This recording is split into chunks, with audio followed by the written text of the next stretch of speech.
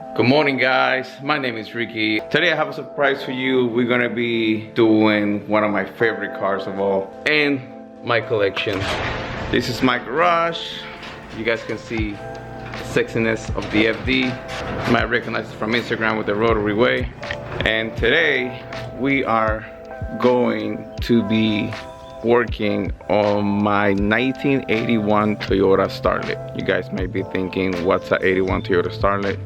You guys are about to find out. Some of you guys may know, some of you guys may not, but I need my keys. That should let you know how many cars I have right there. Because once you guys see the carburetor in that car right now, you guys are gonna want me to keep it. I wanna keep it. It's just a pain in the butt. So I'm gonna go with something more basic. I'm gonna go with a basic standard replacement for the carburetor so I can enjoy the car. Car's not fast, but it's sick. I'll give you a quick walk around. This is my 1981 Toyota Starlet KP61.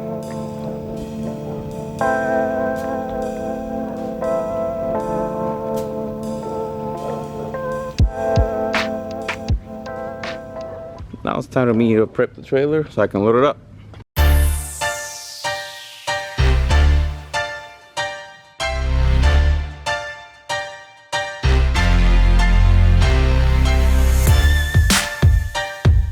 I need to show you guys this. This is something that I see very often. People make a mistake when they're trying to load up their car. They have the ramp on the trailer, but they don't strap it down. Always strap them down, because the second you start getting on and you step on the gas, the ramps are gonna fly out and there goes your car. I've seen it many times. Strap your ramps during load up.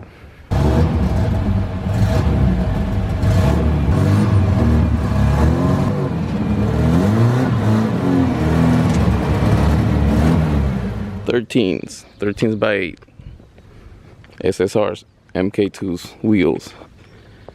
We'll go in depth on everything that the car has and the future plans that I have for it.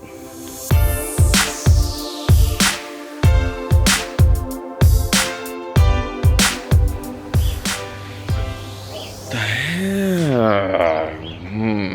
I think my wife forgot to close the window to the Volvo. Oh my gosh, she did. Oh, and it's unlocked. Awesome. Anyways, let me secure that. Let me just close out my Volvo, hook up the trailer to the Flex, and I have to pick up some extra tools, and then we'll be on the way. Just got out of the auto parts store, and surprise, they never heard of a Starlet, and their program, their software, doesn't even have a picture, prices, or part number for the cooling temp sensor that I needed. So, to the internet.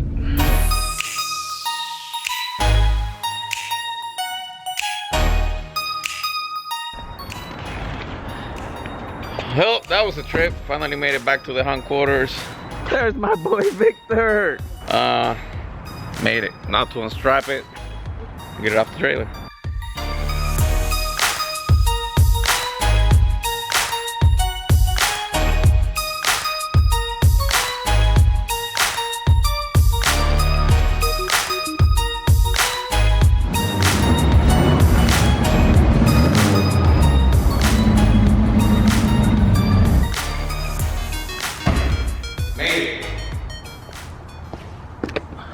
So excited to get this thing working again. I've had this thing forever. I think I've only drove it the first couple of years I've owned it. The thing with that is that the car was extremely slow with the stock carburetor and the stock setup. So let's get to it. I'm gonna give you a quick walk around on the vehicle, mainly the engine bay, which is what I need to tackle next. So this is the interior of the car. These are Honda Civic seats that a buddy of mine, when he had his Starlet, had him reupholster it, and then he ended up crashing his car, sadly. So I ended up just picking up the door panels, the seats, and the rear, obviously. I still have to do the floor carpet, and the reason why I haven't done that yet is because I'm still debating whether I want to swap the engine or not. And if I swap the engine, I'm going to swap the transmission, and I may have to cut into it. That is the only thing that's holding me back from doing that carpet. I think I gotta do the roof too. Yep, the headliner needs to be redone too. That I can do. That's not a big deal. I can do that now. 1981 Toyota Starlet, black fiberglass flares. It's got 13x8s in the back, -22 offsets. Those are the SSR's MK2s, and these are 13x7 in the front, and they are 0 offset, if I remember correctly. Still have the stock bumper. It has aftermarket lights that a buddy of mine gave to me. Actually, Christian. Rotary Chris from his Instagram. He gave me that, and he's the one that I actually purchased the seats from. If you guys notice, the car, it's red, and the original color is red, but it's not this red. It's a little bit lighter, kind of like those trash cans, kind of like that red. And I wanted the 2013-14 Toyota Prius, red color on it, which is what this was. It was at the paint shop for about a year. While I was on the paint shop, the engine stopped working, which is the main reason why I stopped driving it. On top of that, while I was at the paint shop, a box went missing. The taillights were missing, the side markers were missing, and this car had fender mirrors, JDM fender mirrors, and they also went missing. Because of me not having taillights, I searched for those things for many years, and I couldn't find a set that was a complete set. Because I was also missing the backing of it, which is where the wiring and the bulbs hook up to. I kept finding the lens without the backing, which was useless pretty much, to me at least. My buddy, he has a couple of Starlets that I ended up meeting in Instagram, and we became good friends, and he actually donated. He actually gave me this taillights and the side markers. He also gave me the stock intake manifold because I want to do a carb swap on it, which is one of the main reasons for the car is here today. Oh yeah, the engine. It's the whole reason why we're here. I wish you guys can be here. You guys can smell the fuel. It doesn't look stock, but it is. The engine is completely stock. It's the 1.3 liter engine. This one actually came with a 5-speed transmission. Not many of them did, but this one did. This radiator is obviously oversized for the engine that it has right now. This radiator is from an S2000. And I wanted something bigger so I can keep my engine cool, obviously, right? The problem with this is that it stays so cool. One, the fans don't kick on, which is fine because the engine's cool. But two, my heater doesn't work anymore. If you guys didn't know, the hot coolant is what travels to a smaller radiator type of coolant system under the dash that warms up your heater. So there's a fan. So to make stuff very simple so you can understand, people that don't know how a heater works. Hot coolant from your engine, it goes into the dash. Inside there's like a very small radiator looking type with a small fan, and that heat is what travels to your vents inside the car. If this is too cold, you're not gonna get warm coolant inside, which means you're not gonna have a heater. That's my issue. I'm not getting my engine is not getting hot enough for it to provide heat to the car, and I'm trying to daily drive this car. I want this thing to be my new daily driver, and I want to drive this thing every day, all day, everywhere. So that's my plan for this car next. Getting it to be a good daily. First, sadly, let me explain you why the main reason was why I did this. The main reason why I went with motorcycle carbs, this is from a 96 Honda CBR 900RR motorcycle carbs, right? Because this car wouldn't pass 65 miles per hour going downhill. So obviously living in California, it's a lot of uphills. Going uphill, it will drop down to 50 miles per hour, which is not good. It's very unsafe. So I decided to do something different. My buddy John from JSP fabbed this many years ago. We put this on, we got it to work. It was actually working fine. I actually got it to go up to 85 miles per hour, no problem. The thing is, these carburetors, if they're not used often, they start to leak from every known seal known to man. And this thing has a bunch of seals, a bunch of little tiny little O-rings everywhere, plus a fuel seal here in each one of the carbs. And I have had this thing rebuilt 3 times, and I'm done. And I can't even get it to run properly anymore. And all this happened after it went for the paint shop. Once I came back from the paint shop, it never ran the same. So I'm just gonna keep it simple. I'm gonna go back to the stock intake manifold, and I'm gonna put a Weber 3236 carb, which is what mainly everybody does. I'm not out to be, the younger me was all about to be different, about to be wild, about to go fast. Guess I'm old. I'm trying to be simple and make it work reliable. That way I can enjoy this car. This is my first project car that I bought, that I wanted to finish and I wanted to daily drive, which I did for 2 years. But now it's time for me to use it a lot longer. It's been sitting in the side of my house for, I want to say 6 years without being touched. And that's about to change. I'm about to use this thing every day. Watch. Here is a stock intake manifold and exhaust manifold. So you guys can see it's a one piece. Not really, it's a two piece, but it's bolted down together, right? All this right here is all for the emission purposes, right? For smog and stuff like that. In my case, because I did the intake manifold delete, I have a plate that was built by JSP Fabs covering where the intake manifold is supposed to bolt in, and using the stock manifold brace, I guess you can say, or flange, is where they welded the extensions for the motorcycle carburetor that I have right here. All of those emissions or extra hoses, let me see if I can zoom in on that. There you go. It's all been completely blocked off. So my plan is to use my existing exhaust manifold, remove this, and bolt it right here. Here on top where the new Weber carburetor is going to sit in. It's just a square little Weber with two openings, and there should be an adapter that fits here that goes into the Weber. It should be an easy bolt-on process. From there we should be able to start the car. We'll see. Next step for me is test it. Let's see how easy or how difficult it's going to be for me to mount this Weber carburetor in here.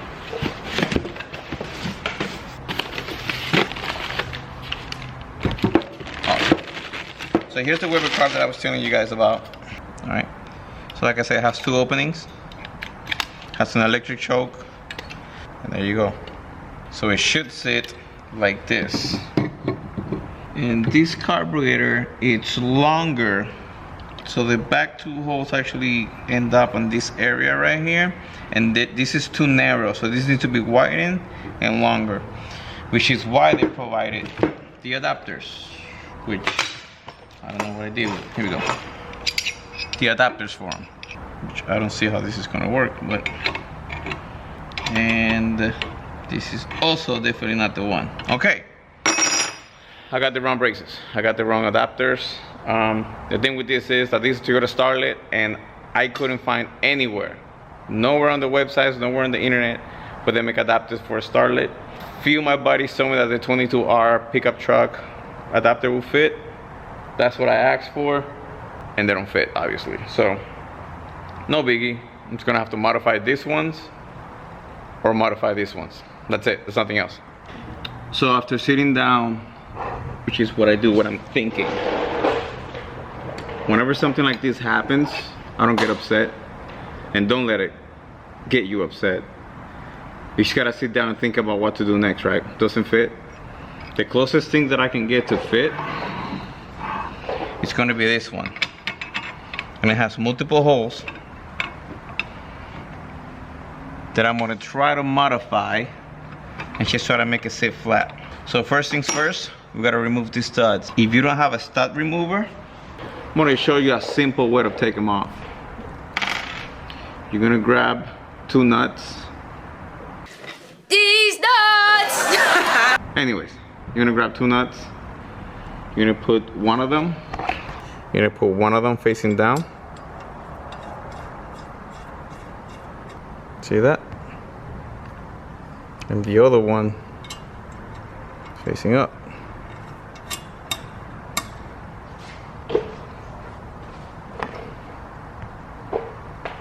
Then, these ones are size 13. I'm gonna grab both of them and I'm gonna tighten them up, forcing them to be even tighter than what they are right now.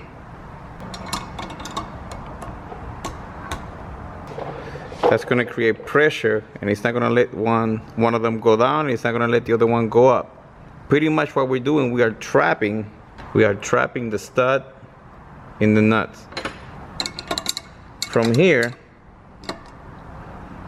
you're gonna use your wrench, and at the bottom nut, you're gonna go counterclockwise, right? Lefty loosey, righty tighty. On the bottom one, not the top one, the bottom one. And this should make the stud spin around and come out.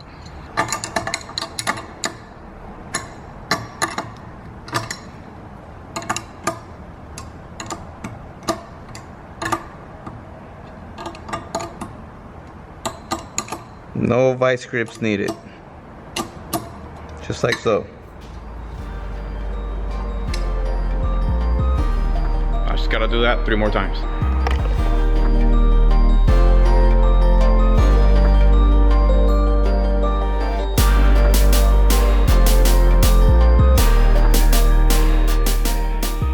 Okay, so I just got done separating the exhaust manifold and the intake manifold, and this is just our air line that we're not going to be using. Okay, so it's just 3 bolts.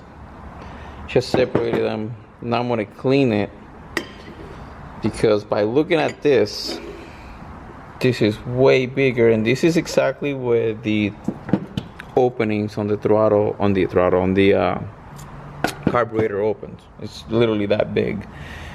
And this intake manifold is smaller than the opening for that carburetor. So I need to figure out like a happy point for this thing to fit.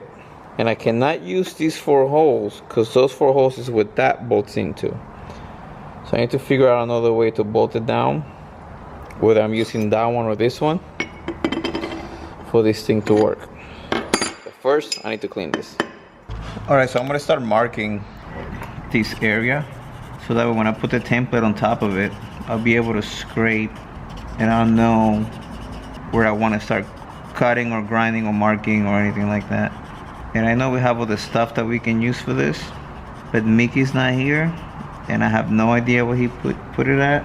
And quite frankly, I don't feel like going through his toolbox, because I don't want to mess anything up in there. So I'll let that dry for a second. I'll put this on top. I'll center it as much as I can. I'm gonna trace it, and then I'll start figuring out what to do from there. I've never done this before to a starlet. I've done custom plates for a bunch of other stuff, but never for a starlet for a carburetor. So this is gonna be a first. So I'm learning as I go. And worst case, if I screw it up badly, I'll just take it to somewhere so they can just weld the plate on top of it, which is probably the easier way to go, but I don't like easy. Alright guys, now that dried up already, I came up with that angle. And I know there's a lot of metal up here that I'm gonna have to shave down somehow, at least the biggest I can get it, so the fuel can actually travel. But as of right now, I have nowhere to drill here so the bracket can stay sit, and I have nowhere to drill on the sides either. Right, but I do have this point of reference. So what I did, I marked it and I scraped it. And I don't know if you can see it, but I'm gonna drill a hole there. All right, so this kit came with a hardware kit, the Weber carb kit, and you can see once the bolt is in it, it goes down like about quarter to a half an inch. This surface is completely flat and it's solid aluminum. So what I'm gonna do, I'm gonna drill through it, and I'm gonna rethread the hole that I'm about to drill. The way we do that with a top and die kit. With this kit, you'll be able to rethread a non-existing thread on the manifold. And this bolt should be able to thread straight through without any issues. So I'm gonna be doing that next.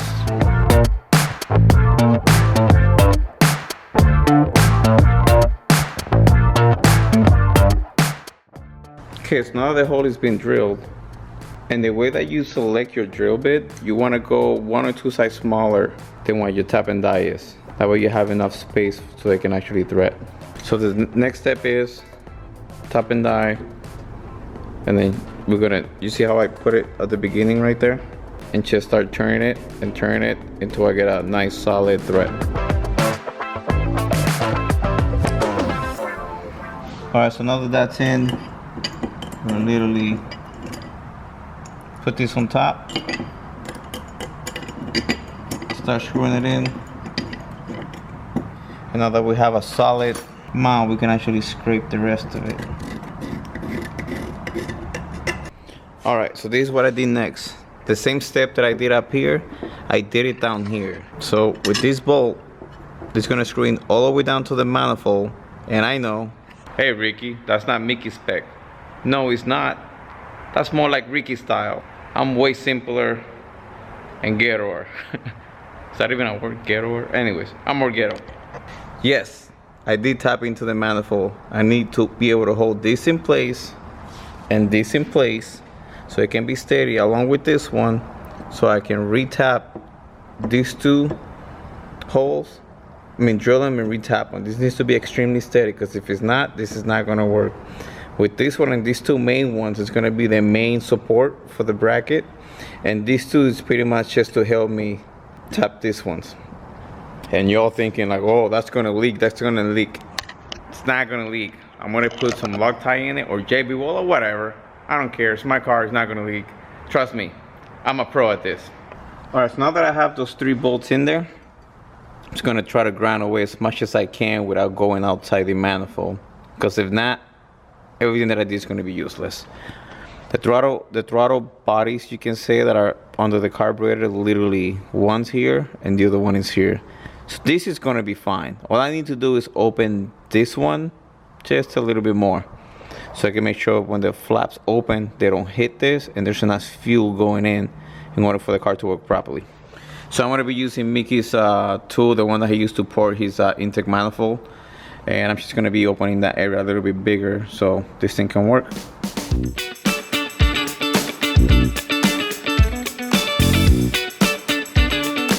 So now what I'm going to be doing next, I'm going to be grabbing those bolts that I put on the side of the bracket. I'm going to be putting some lock thread on it. That way it locks it in place and it seals it at the same time. So right now I'm applying just a tiny bit of silicone, or gasket maker you can call it. So I can put it in between the manifold and the new bracket. Even though both surfaces are completely flat, you still want something in between so you can create a better seal. And I'm using a very, very thin coat.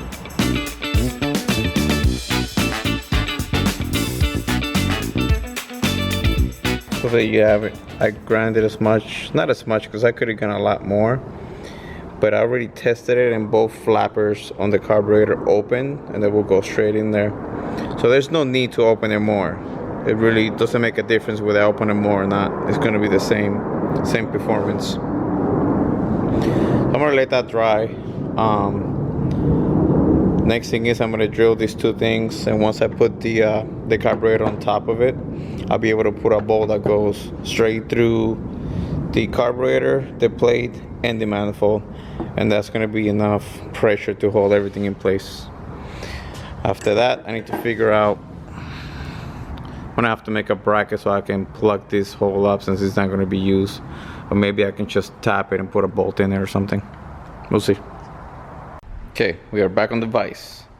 So I couldn't find a top and die this big, so pretty much I'm just gonna have to make a bracket to seal it. This is just regular metal that you can find at any metal store or any hardware store. Put it in here, measure it, cut it. Once we cut it, we're gonna drill the 2 holes for the outside, and then we're just gonna put some silicone here and then bolt it down, and that's the end of that.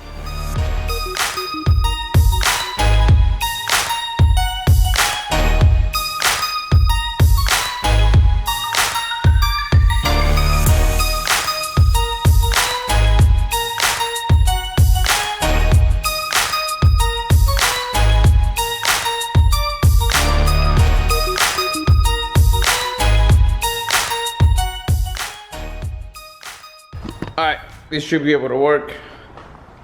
All I gotta do from now is put a little bit of gasket maker around it, bolt it down, and that hole should be taken care of. Okay, we're back. Check this out. So the blocker plate is already on.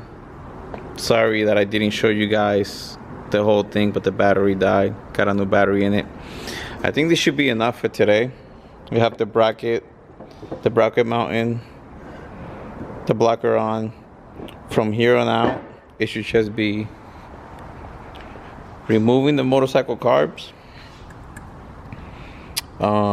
taking the custom intake manifold off, removing that plate, and then bolting everything back up in there. I do want to replace the fuel lines. They're already really hard. I want to replace those, which I got new ones already. And I see a ground that's not connected down there. We're going to connect that. And then I would like to do just a basic tune-up, spark plugs, oil change.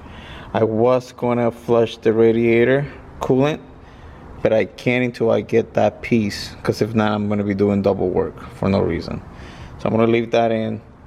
And tomorrow I got to bring gas, because I realized as I was driving in that this thing has no gas whatsoever. Gonna leave it at that. Just want to say thank you to everybody that's tuning in. I mean, I'm speechless. The first 2 videos that came out that I was in it, the comments were all positives, which I wasn't really expecting. The second video, which I thought was extremely dry with the MR2, I mean, everybody loved it.